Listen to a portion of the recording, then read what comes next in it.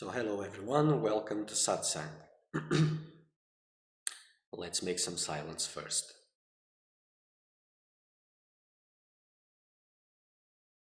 Quiet. Quiet down your mind. Nothing is important.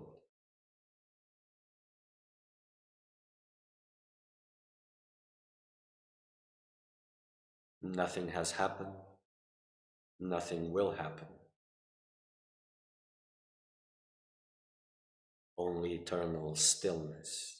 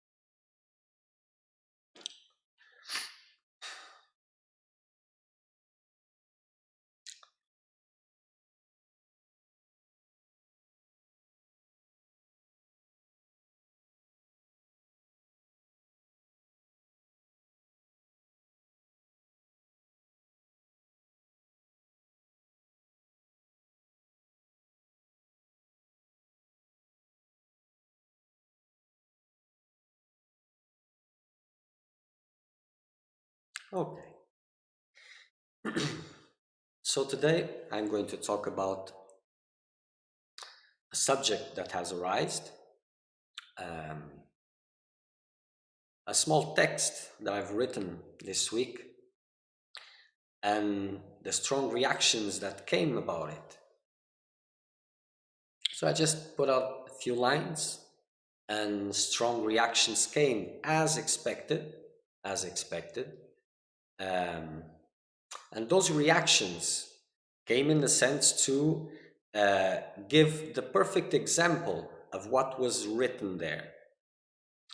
And well, don't remember the post exactly. It is there, but it was about the spiritual path, God realization, and self-realization. It is through love and not through understanding. And this part of the understanding created these strong reactions. And why is that? Because it is inevitable. You see, what is understanding? Understanding is the mechanism that gives you a feedback of your own reality. It is something which is and works in the boundaries of your reality, of your illusion. So whatever is beyond your level of delusion, your understanding cannot grasp. So it was the same with those words. You read the words, those who had these strong reactions. But it's not just you, it's every time, everyone is doing this. This is why it is important. You read something, you're bringing those lines into your reality / delusion. And you're making interpretations into those boundaries. You're not going to the words, you're bringing the words to you. And that is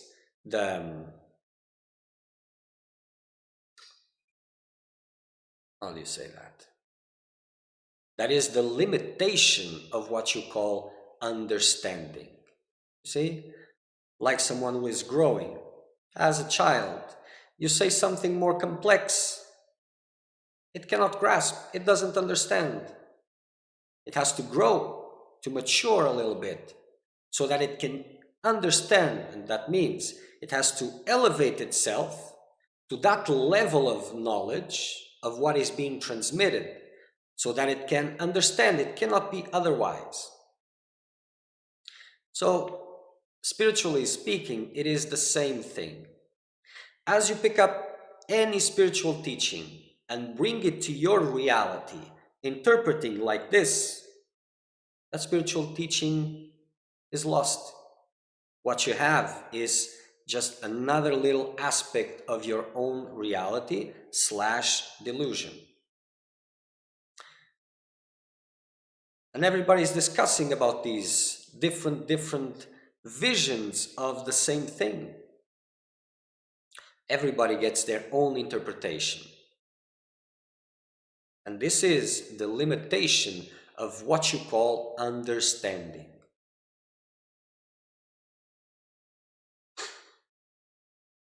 Then another big subject arose, whatever, arose in that context, like I was speaking about Gyan or Bhakti. Like there are different paths, Gyan and Bhakti. They can be if you're in kindergarten, trying to learn, if you're a student of spirituality, of yoga or whatever. You can see these two perspectives. But if you're a seeker of truth, this has to be different. You see, in India, this is often compared, the seeker of truth as a bird that wants to fly. And for the bird to fly, they compare one wing to bhakti, other wing to gyan, and the tail to karma. but it's a bird. So let's look at that bird to see if he can fly. So we strap one of his wings, the Bhakti wing, and let's see if he can fly. And we take off the tail also. Let's see if he can fly with one wing. Well, if he doesn't know how to use the other wing, never met it, and he starts to jump unbalanced, you'll think, this is flying. This is flying. Yes, it is flying. Look, what you're doing is not flying. This is flying. This is how it's done. And eventually, I'm reaching the sky. Eventually. Now you unleash the other wing and you strap the Jnana wing and just leave the Bhakti one. No tail also. And he jumps and he jumps. And you put the tail and you just leave one wing and it's the same. So if you had to make a long journey, just with one leg, you would eventually, but it would take too long. But flying is different. You may jump around and think you're flying, but you're not. And essentially, God realization or self-realization has nothing to do with understanding. And just see, those who are self-realized and start explaining what self-realization is, words cannot grasp it. They had the experience, they had the vision, they are self-realized, because I'm just picking up words because they cannot touch it. They are limited. And to explain it, this understanding doesn't work. It can point a little bit, but it is limited. It is limited.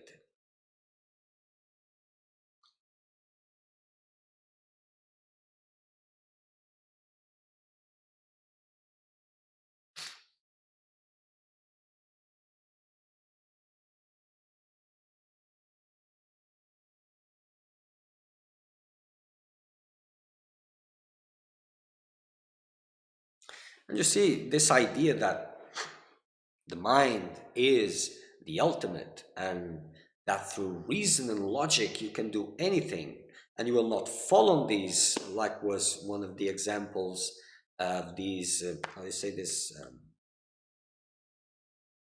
cults, into these cults. That is naive, you see. There is the cult of the worshippers and there's the cult of the thinkers, of the rationale. And if they're blind to each other, they're blind. Same. Well, at least the ones of the worshipping, well, nah, they are both in the same trouble. Both. You can look at one, oh, but this one has something which is better, but that one has something also. They are both in the same problem.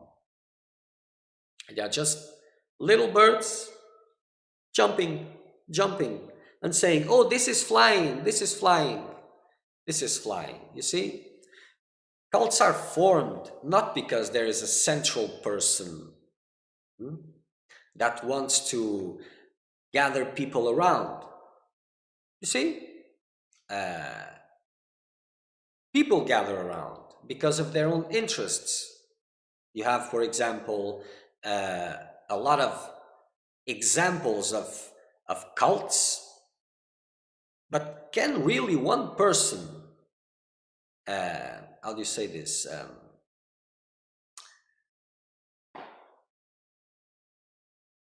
Sorry, English. Can really one person make so many people the word's missing, but you get the idea. Everybody goes according to their own needs. So if that person is there and it's giving something that the other wants. He'll be there. It is like this. Even if it doesn't want, look, Ramana, for example. He didn't want any followers. He didn't want any disciples. But what happened? Big ashram grew and people were there around. This is human nature. To gather around what they believe it is right, what they believe it is true. And this has a purpose also. So this idea of one is on the other side of myself and he is wrong. Everyone is playing this game. So those words, that little text that was written, it goes far beyond that which was read. And the bridge that allows for you to understand what was there, that is called love. Ramana teachings, for example. There was even someone that said that I disrespected Ramana. Wow, he must be very annoyed with me. And it is funny that it is quite a cult reaction. And that Ramana was not a Bhakta, was a Jnani. It is true, but he also was a jogger, because he used to walk around that mountain every day, almost until he couldn't do it anymore, because that was the embodiment of Shiva.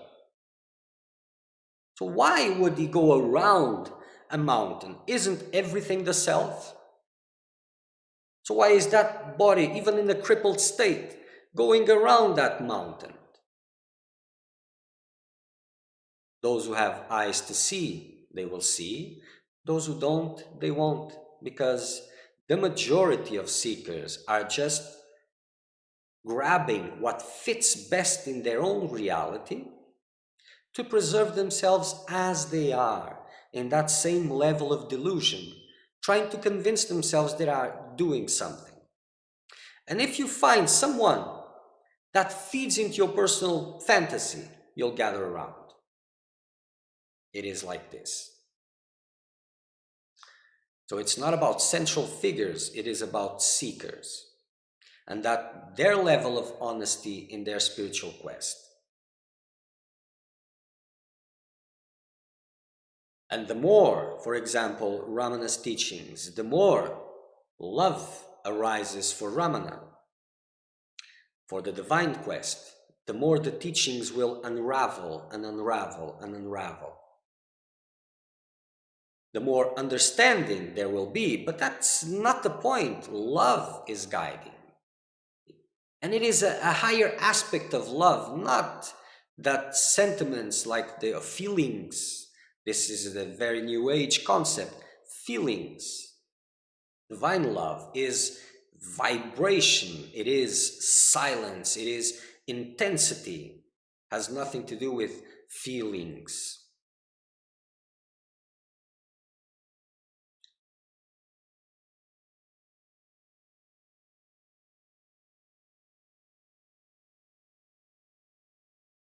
And without that love, you are a prisoner of your illusions/reality. It is like this. So you may be making a lot of elaborate concepts, but I tell you,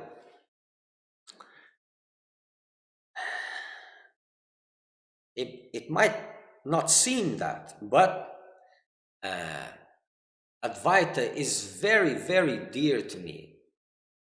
But to speak about it, there are very few to speak about it. To use this space for that is just feeding into the crowd's delusion. Everybody now is looking to these bhakti movements as the place where cults arise, where crooks are there. But understand, crooks follow the crowd, they are in the crowd. Where is the crowd now?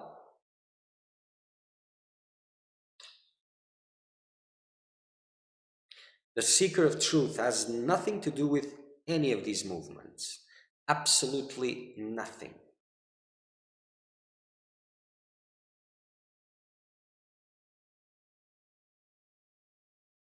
And these attitudes,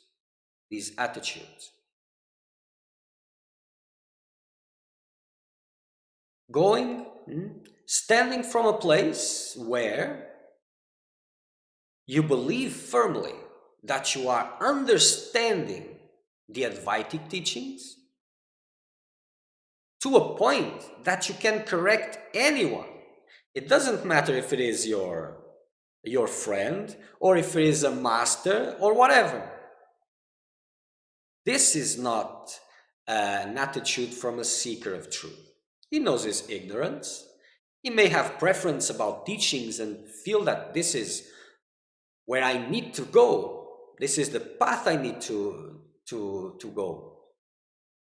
But he knows he doesn't know, so to go into someone else and trying to, this has nothing to do with seekers of truth.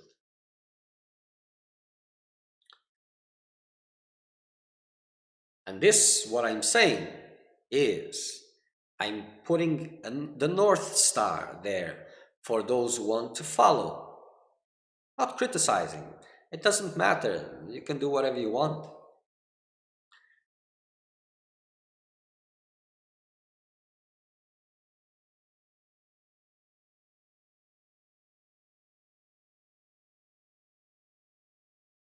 Spiritual teachings for the ones who really know how to use their mind. It takes time to understand what is there put into the words. And every spiritual teaching, any spiritual book, a scripture, has a dimension of consciousness.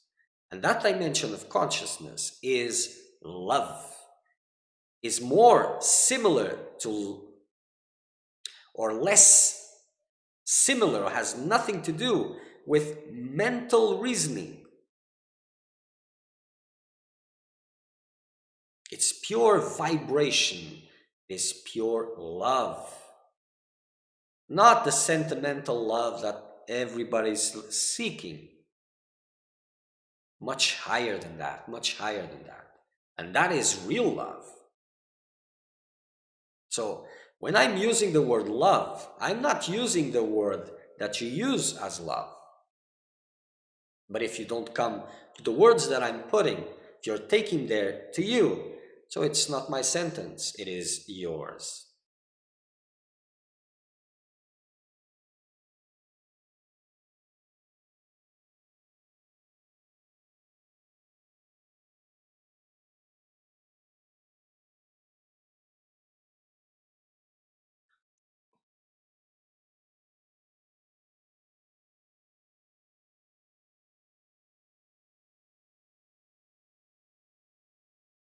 And it is love in whatever form,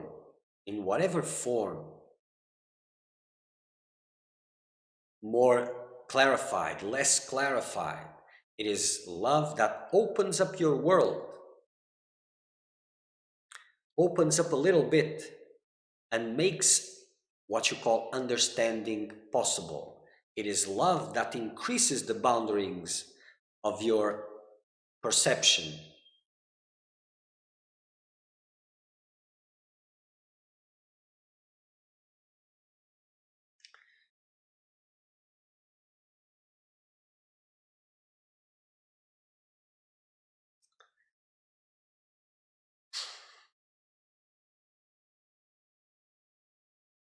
For the bird to fly, he needs both wings and the tail, or else he will not fly. And falling down a cliff may seem for a lot of people that that is flying, but it isn't. And eventually you hit the ground intensely. And the longer you are falling down the cliff, the longer you will feel like, no, but I'm flying. Look, there's no feet beyond me. And he's clapping this little wing like this. And he's, woo, this is fun, this flying. the longer, the harder you will hit the ground.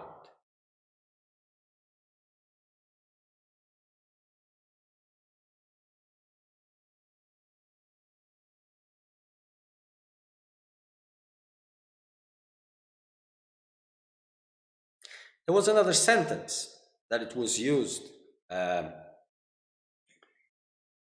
someone, a question that was made to Ramana, and that he said that to, what it was? That you had to understand God. What was it? Wait, let's see if I can find that one.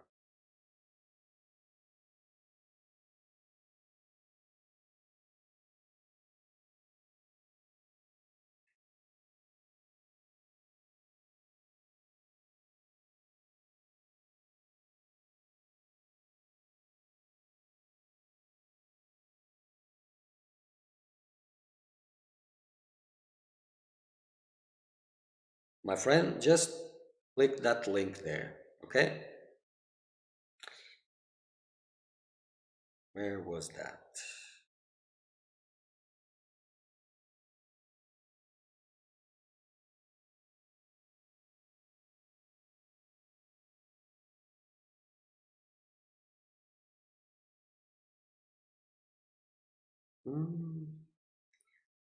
How can you love someone if you don't understand them? Was this one? Yes, I think it was. To love God, you had to understand God. And this, and yes, and Ramana, was this one?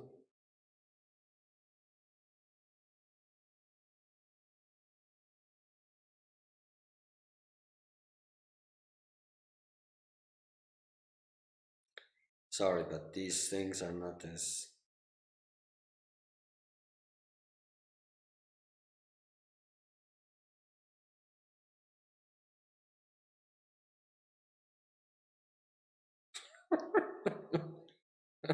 Sorry, just going through some comments here. There's a lot of fears that someone comes and grabs your mind and makes you like a puppet or something like that.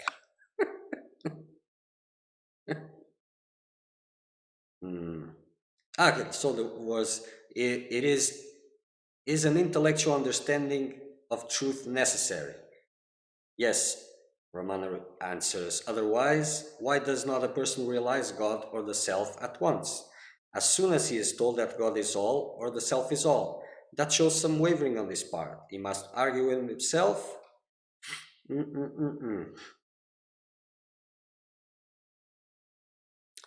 And that is uh, one answer that is pointing the seeker towards one place. But that question, it could continue again, that discussion could continue. So, and how will you understand God if you don't love him, if you don't know him?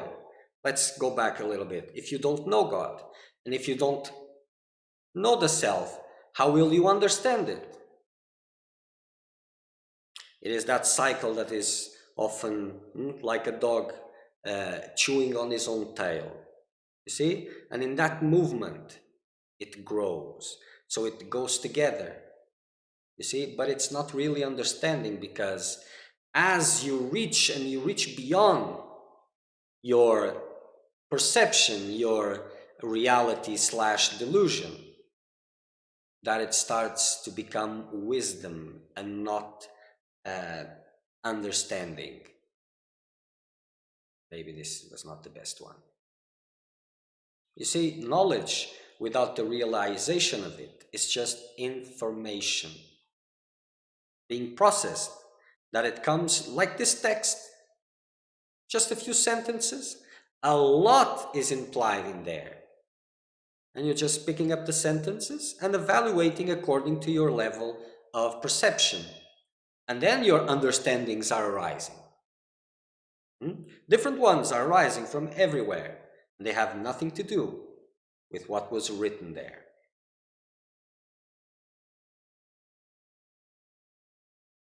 So if this gives any direction, is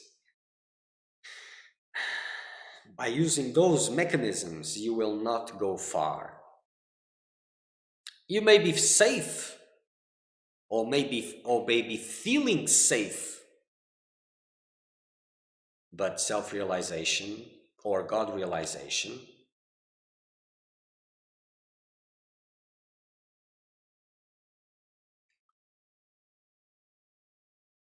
I think there was even someone that was saying that, not sure, but forget about it, that there was no God or something like this. But there is. You may be sure that there is, and it is as real as you are. But that only time, you see, naiveness, delusion makes people speak and speak a lot and a lot and a lot. Time changes things. And if you're not realizing those teachings that you are engaged with, well, you're doing nothing. And if these trying to correct others, if it makes you feel better, well, okay, but still you're missing your own bus. You're missing your own bus. And sacredness, in that time, in Ramana's time, this enhancing of this jnana aspect was very important for the moment that the world was going through. A lot of blindness into these bhakti movements. Yes, of course. But it's not about central figures, it's about collective consciousness. But now it has become unbalanced to the other side. There's no love, there's no divine love, no reverence, no sacredness. Very little. Some have, of course, not talking about them, but the majority, it's just dry fruit, just dry fruit. No juice, no juice. And without juice, you will not fly.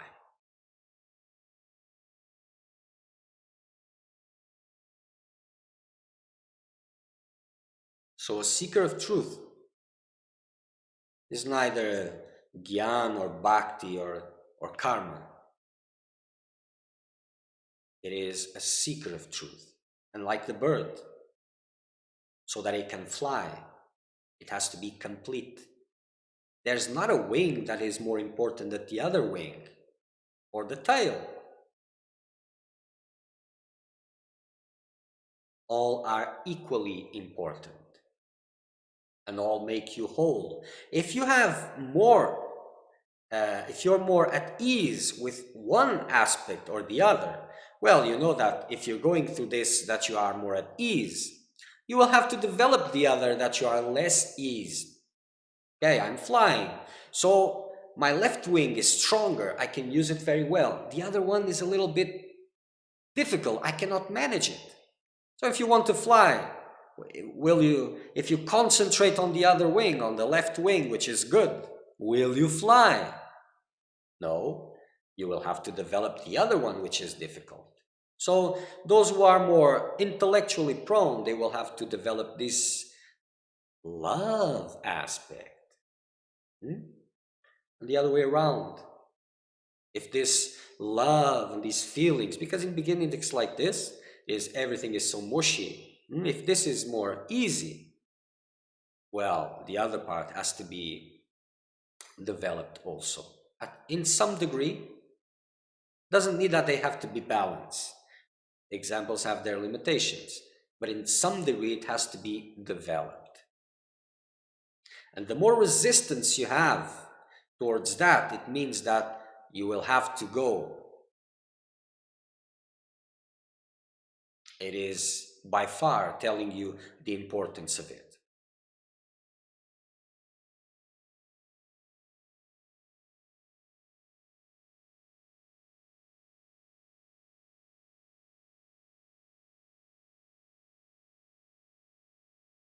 And you see, spiritual teachings, you may find different segments in spirituality, the jnana teachings, the bhakti teachings, but spiritual teachings are for seekers of truth. It is more comprehensive. So before you start judging and evaluating that you think that what the other is telling you, think again, because life is giving you this feedback all the time. That you look at situations, interpret them, and then sometimes you get the feedback that was completely out of place, but you still keep on doing that because that makes you feel safe. Safe in the world that you're experiencing, safe in your reality slash delusion, because you're getting a feedback that that is real.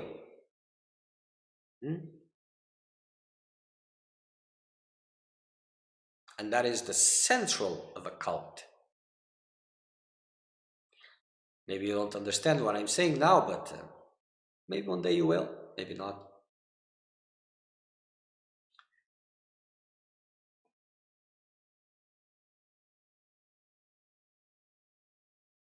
So the key to open up your perception, to make you grow, it is love.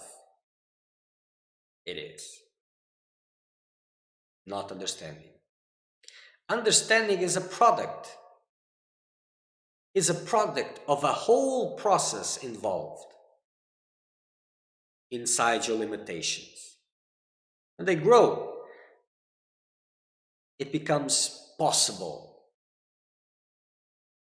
But it is what had happened before that makes what is possible, possible. So that's just a product, not a key aspect.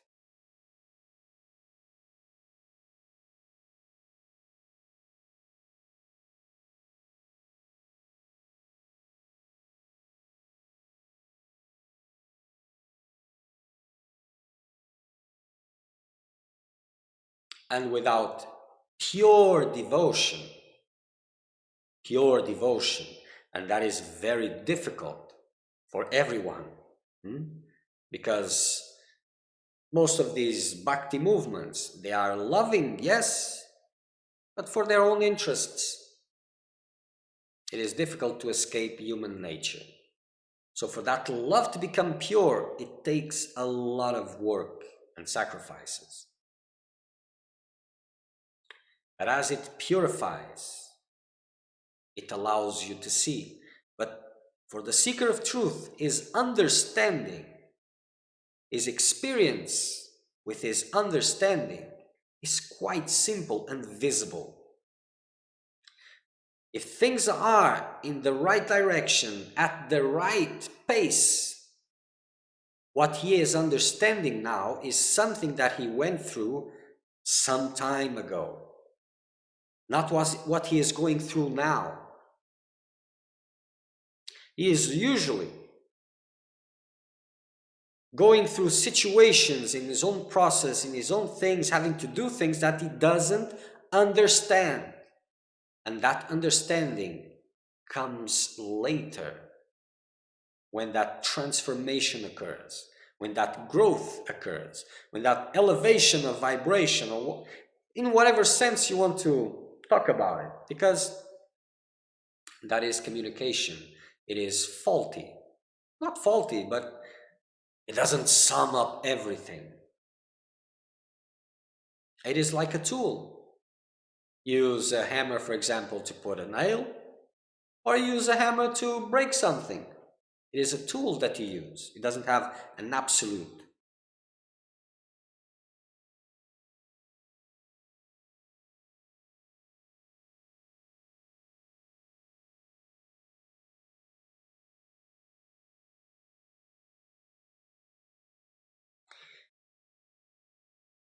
Okay, my friend, I will answer your question now. So now, speaking of that, how can someone who is intellectually inclined develop love to balance for the bhakti aspect, or is aspiration for truth love in its different form?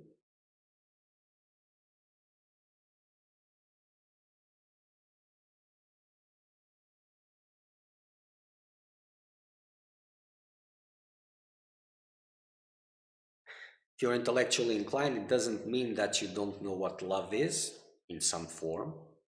It is there. Hmm? So is it love for truth? Is it love for self? Is it love for God? You know why God is there?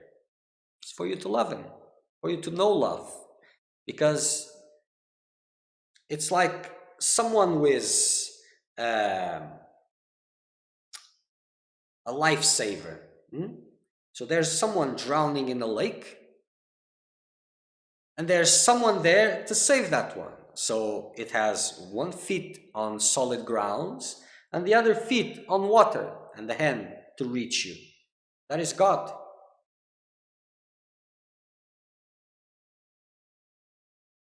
From the personal to the impersonal, He stands in the way, making the bridge. And there's so many aspects of God, so that you can choose the one that brings the best out in your heart.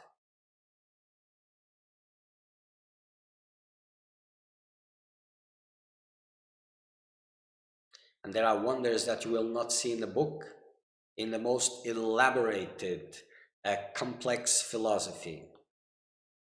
You see, when self-realization dawns, for real, all your books become useless. Toilet paper, maybe. It doesn't matter which books,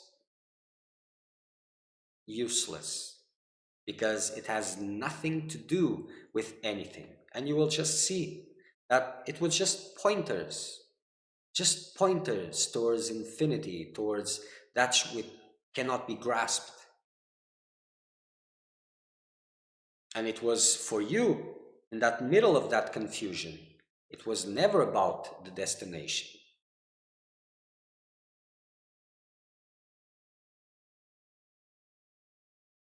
And the vehicle that makes it possible is your love towards the divine. And love, and I have to say love for God. Because if this was some generations ago, I would have to use the expression love for the divine to take this God aspect because of this blindness and all of these things. But now we are on the other level. So now to say love for the divine, this is telling something without stepping into eggs, because it will hurt the feelings of the rationalists and the gyanis, the supposed gyanis. No, I have to use the word God because it makes your skin goes because this is what is being needed for the majority of ones. Just little birds hopping and saying that, oh, this is the way to fly.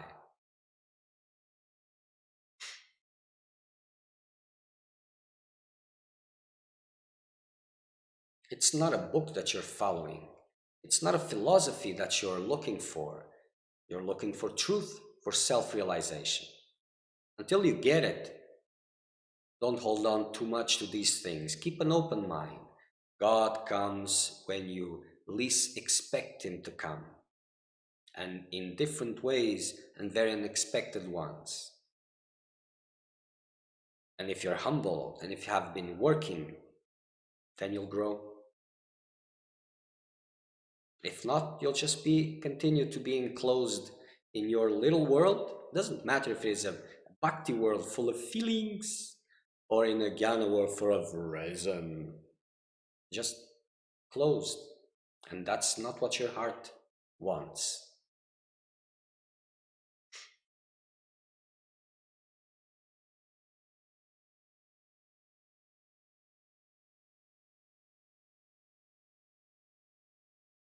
So the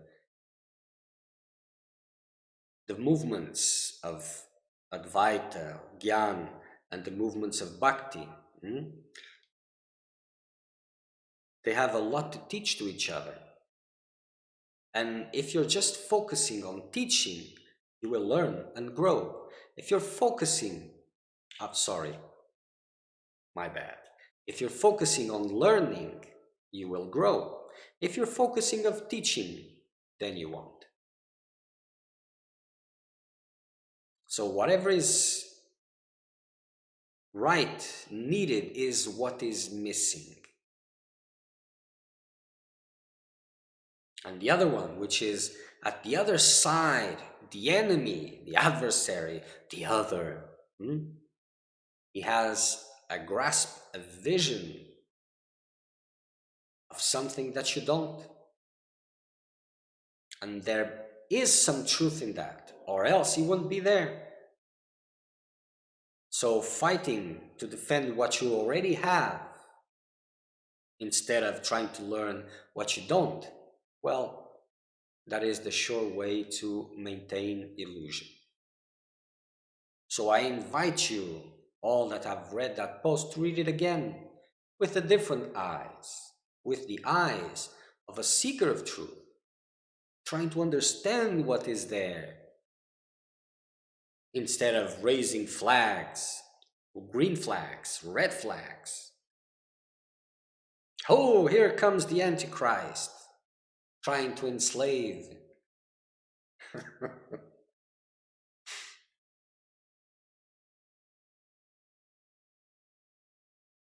But it's kindergarten.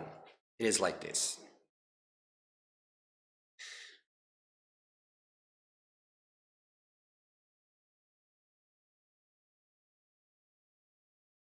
And for the seeker of truth, all these realities have to be growing inside of him, maturing inside. Both have to be there. And it is impossible for those who are studying this. It is impossible just to go through this line without developing the others. It is impossible. And what is more important is what you lack the most.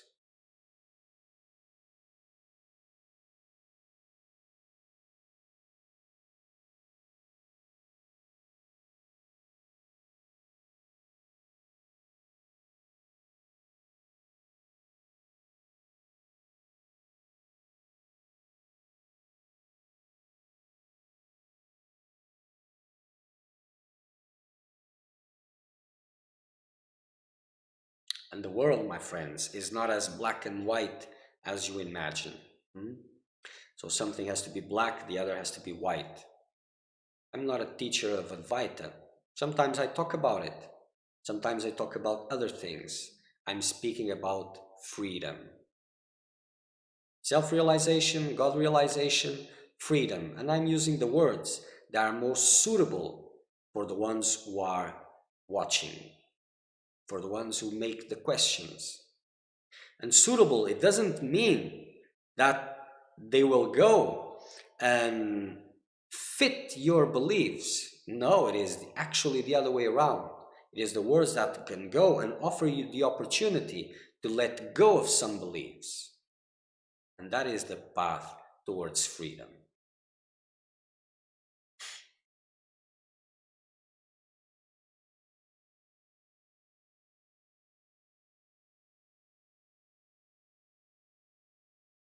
It may be called God or the divine or truth or self. Names don't matter. But how can I develop love for that or intensify it? I ask this because I do not feel love is something that someone can practice, but something that is self-evoking. Yes, it can be practiced. Just look at the Bhakti movements, they do it all the time. And yes, it can be practiced. And yes, it can be practiced. And yes, it can be practiced. You see, people put images of their gurus, of their deities, of some image of God. They exercise that love towards them. And it starts coming out, you see? It can be practiced. Just try it and then you see. You think it is self-evoking. Yes, when it is there, it is. But the source is there, the infinite source is there. So why aren't you experiencing it? It's not about, the practice doesn't create something new. It opens the doors of what is there. It is different. It is an exercise that opens the doors, the gates of love, so that it can flush out. You see? And this, it doesn't matter what you call it, matters, because if you call it God, you make it more personal, and it's more easy to love, to bring this love, because the love which is there is personal. And this God name has, like I explained, a feet on the transcendent, so it makes the crossing possible, the crossing of consciousness possible. The divine is more abstract, so there's no bridge between individual. But even saying these things, it is kind of offensive, because there's more beauty to this relationship with God than you imagine. Because, okay, so I'm in this room. My purpose is to get out. But what am I doing in this room? So those who have gone out, they say, forget about the room, just come out. Those who are in the room, just forget about outside, just let's play in the room. Who is right or wrong? Both are right and both are wrong. So from here to the door, there is a lot of beauty. But if you stop in the middle, you lose it. You lose that beauty. You can only take it, you can only see it as you are walking towards the door. And as you reach the door, cross it over. Because that is the most fundamental, most important. But still, there are other things.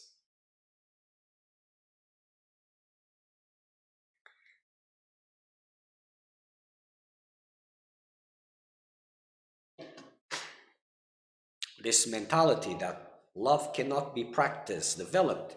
Well, you have generations of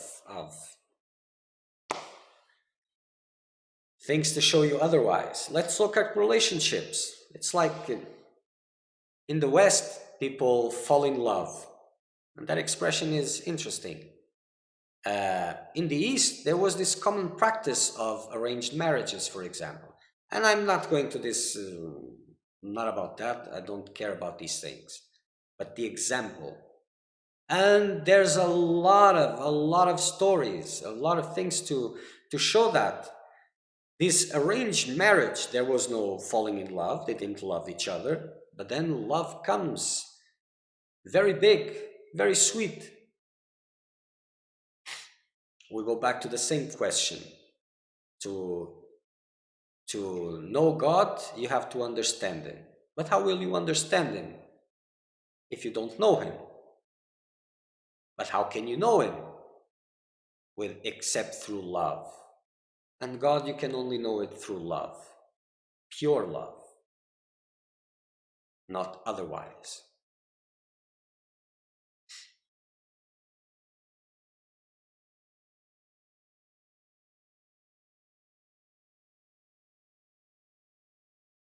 And the question is, see, it's not about, there is this idea that because of religions, probably, that say, you have to, and you have to, and you have to. Well, when you're saying you have to, it means it's your interest from the one who is saying you have to. Because self-realization, freedom, it is the interest of the one who is desiring with. So there's no, or he wants it, or he doesn't. Or he does, or he wants it intensely enough, or he will not get anywhere. And if he loves it intensely enough, he will open paths where there was nothing there for him. So no love. Love will appear, will be created, will be unleashed. And that is what people do when they really want desperately something. They find a way.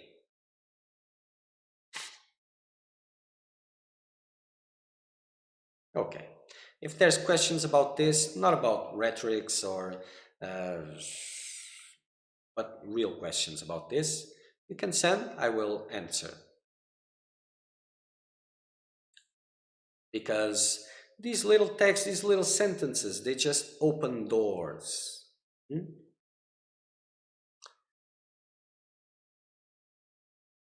For confusion, for clarification, for a lot of things, depending on who is taking it. And it's interesting because um, if a post is done more into this Advaitic language, oh, a lot of people come and, ah, nice. But let's push it a little bit more um, lovingly. Hmm? You just, they run away. Ah! But no wonder, because, well, people in relationships, they get hurt into love, to loving someone else. So what does their brilliant mind, their brilliant understanding tells them? You cannot love, close yourself and just open when it is safe. And then they hit again and they close more. And it's the opposite of it. The more you would open up, the less fragile you would be. Where does this understanding comes into play? Hmm? Good luck with that one.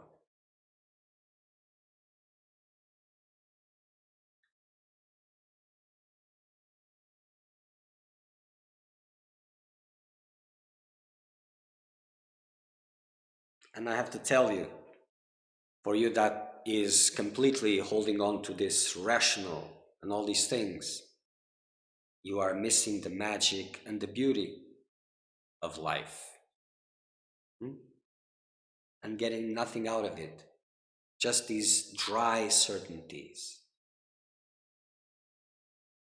But life is there offering you an opportunity. God is there offering an opportunity.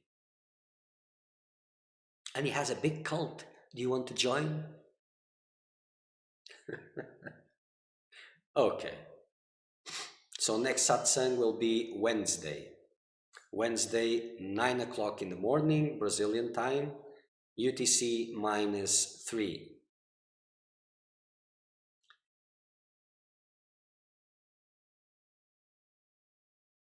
Have a nice one. Watch.